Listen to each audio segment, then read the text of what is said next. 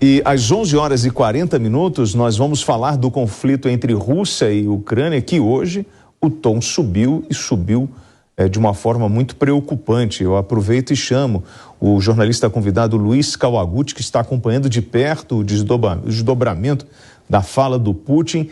Antes de passar a palavra para o Kawaguchi, nós vamos às atualizações com o nosso correspondente na Europa, Luca Bassani. Boa noite de quarta-feira a toda a nossa audiência. Hoje pela manhã, o presidente russo Putin fez uma transmissão televisiva a toda a nação, na qual anunciou exatamente os próximos passos tomados pelo país na questão ucraniana, nessa operação militar especial chamada por eles, que no fundo é a guerra na Ucrânia. Putin convocou cerca de 300 mil homens da reserva para serem treinados e eventualmente colocados nas linhas de frente na Ucrânia. Disse também que não está blefando quando fala sobre a utilização de armas nucleares e que o Ocidente, mais especificamente a OTAN, estariam utilizando a Ucrânia apenas como um intermédio para desestabilizar a Rússia economicamente e também ameaçar a sua integridade territorial, acabando também com a sua cultura tão relevante há tantos séculos. Neste sentido, não podemos nos esquecer que ontem também foi anunciado os referendos nas províncias separatistas de Lugansk e Donetsk, que acontecerão até o final dessa semana. E caso sejam aprovados, por mais que sejam tão contestados também a forma como são realizados tais referendos, essas regiões passariam a fazer parte da Federação Russa. Portanto, qualquer tipo de tentativa dos ucranianos de reaver esse território pelas vias militares poderia significar, na visão dos russos, um ataque ao seu próprio território, o que justificaria, na versão de alguns analistas, a utilização de armas nucleares por parte da Rússia.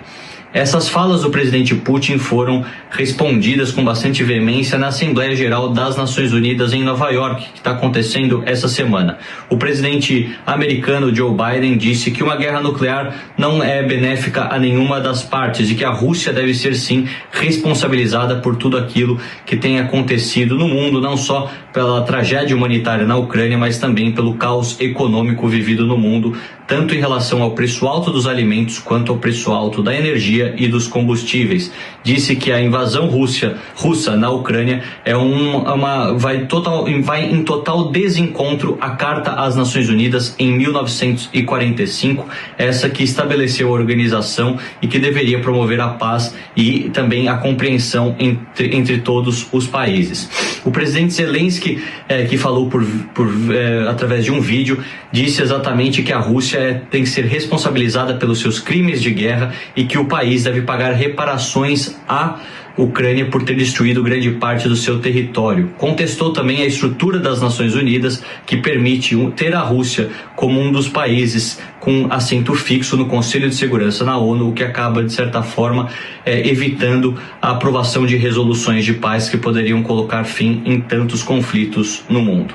A presidente da Comissão Europeia, Ursula von der Leyen, também disse que a Europa está pronta para colocar em voga mais um novo pacote de sanções, mas teme que exatamente por conta do caos econômico vivido por alguns países, a alta inflação e também a falta do fornecimento de gás durante o inverno pode interferir em como alguns países do bloco votarão contra essa resolução, mas afirmou a sua posição de alinhamento com a Ucrânia e defesa também dos valores democráticos no continente. Todas as atualizações e também as repercussões disso no mundo geopolítico continuaremos passando para vocês em primeira mão. Luca Bassani, de Londres, no Reino Unido, para a Jovem Pan News. Luiz Kawaguchi, aproveitando ainda, complementando esse bate-papo do Luca Bassani, mais de 1.000 pessoas foram detidas na Rússia por protestos contra a mobilização parcial declarada por Vladimir Putin. Em Varsóvia, na Polônia, manifestantes se juntaram a esses protestantes detidos numa ação em frente à embaixada russa da cidade. Cartazes foram usados e entre os cânticos de oposição foi possível ouvir: Putin é o inimigo da Rússia. Nós ainda... A gente pode aumentar para ouvir um trechinho? Враг России! Путин враг России! Путин враг России! Putin враг России! E aí, Kawaguchi, voos esgotados, esse chamamento para reservistas, em torno de 3.000 300 mil homens e essa nova possibilidade de uma ofensiva muito mais forte e a possibilidade até mesmo do uso de uma arma nuclear. Ou seja, a escalada agora ela ganha uma outra proporção? Sim, a gente viu uma escalada diplomática, a gente tem que ver o que vai se consolidar, o que vai se concretizar disso que foi falado. Ontem mesmo aqui no Headline a gente estava falando sobre a possibilidade do presidente Putin fazer um discurso como Biden, o presidente dos Estados Unidos, também não discursou ontem na Assembleia. Parece que os dois decidiram fazer essa escalada diplomática no dia de hoje. Eu queria ressaltar esses protestos. Uma coisa interessante dessa imagem que está mostrando a embaixada russa na Polônia, em Varsóvia, é uma coisa colossal, remonta à época aí da União Soviética. E a Polônia posicionou estrategicamente aí os seus prédios do Ministério da Defesa, da Marinha, da Aeronáutica, do Exército em volta dessa embaixada, meio que para isolar ela, e é isso que a gente está vendo aí, os protestos acontecendo exatamente nessa embaixada. Você não tem, por que eu estou falando isso? Você não tem um sentimento muito amistoso entre Polônia e Rússia. Mas esse tipo de protesto aconteceu também dentro da Rússia, e era isso que o governo russo temia. Por isso que até hoje ele não falou que a Rússia está lutando uma guerra lá na Ucrânia, está falando que eles estão fazendo uma operação militar especial. Então o medo a gente em maio já esperava que o Putin pudesse fazer uma mobilização de pessoal para mandar mais militares lá para a Ucrânia, e ele estava evitando de fazer isso, e um dos motivos era para evitar esses protestos, porque se ele começa a mandar os filhos da classe média russa, os estudantes, as pessoas de maior influência, não de maior influência, mas os filhos das pessoas mais influentes na Rússia para o campo de batalha, o apoio ao Putin, mesmo se tratando de um regime autocrático, ele tende a cair. Então, por isso também que ele não falou que essa mobilização é uma mobilização total, ele também não mudou o vocabulário, não está chamando de guerra ainda. Mas o que eu alertaria é que essa mobilização quando ele usa a palavra parcial pode ser apenas retórica, parcial pode ser 10%, pode ser 50% ou pode ser 99%. Se a gente for analisar o decreto que o presidente Putin fez, ele não tem nenhum limite de quantas pessoas podem ser mobilizadas.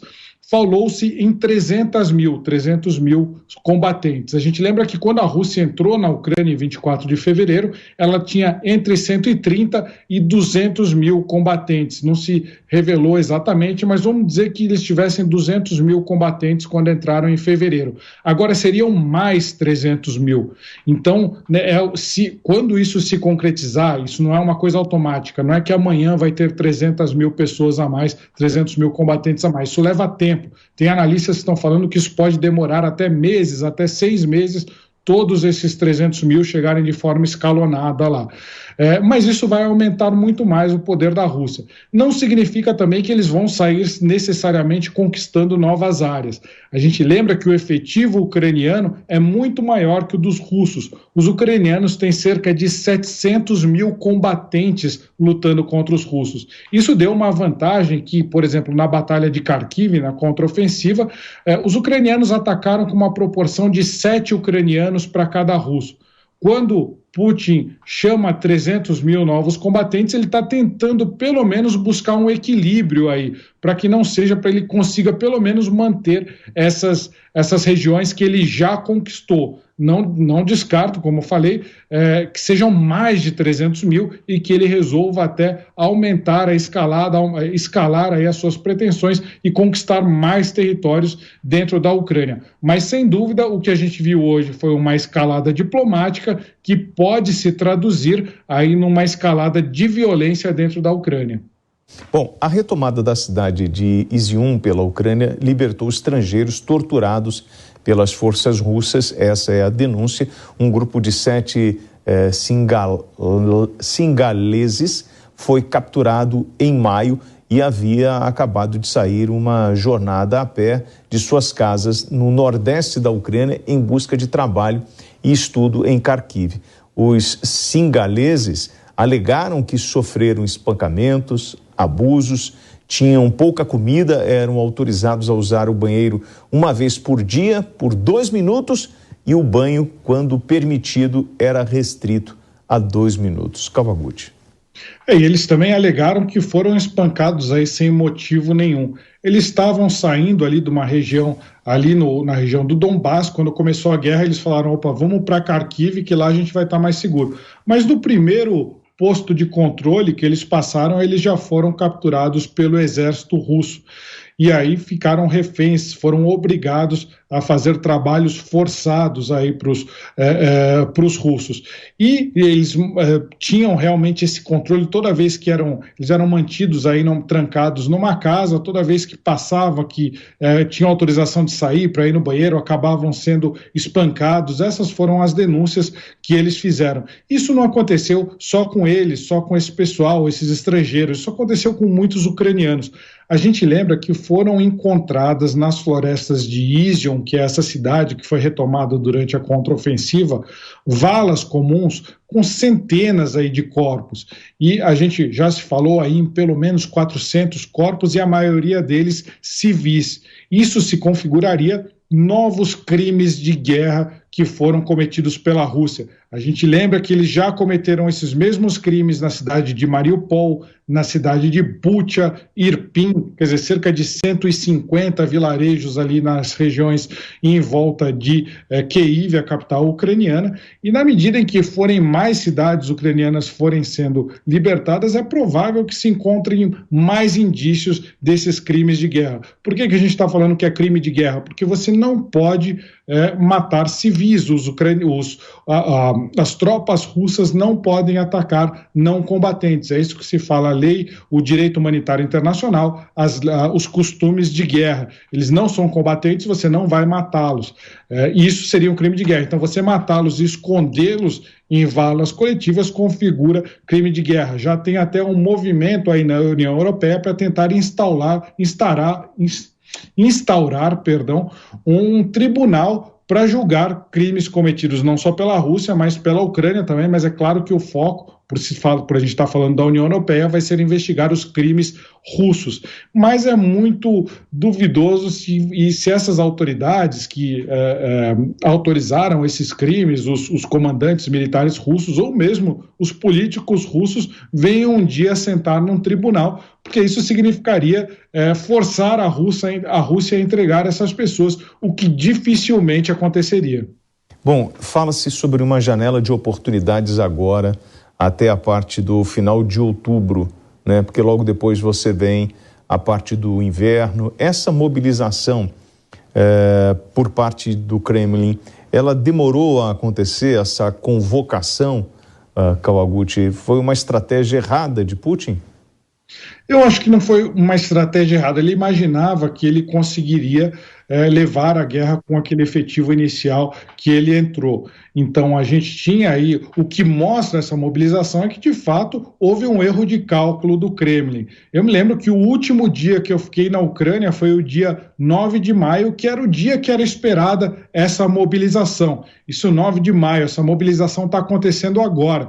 Então, o Putin ele conseguiu tomar uma série de territórios, principalmente ali na região de Luhansk, que é a região mais oriental da Ucrânia, sem precisar de reforços.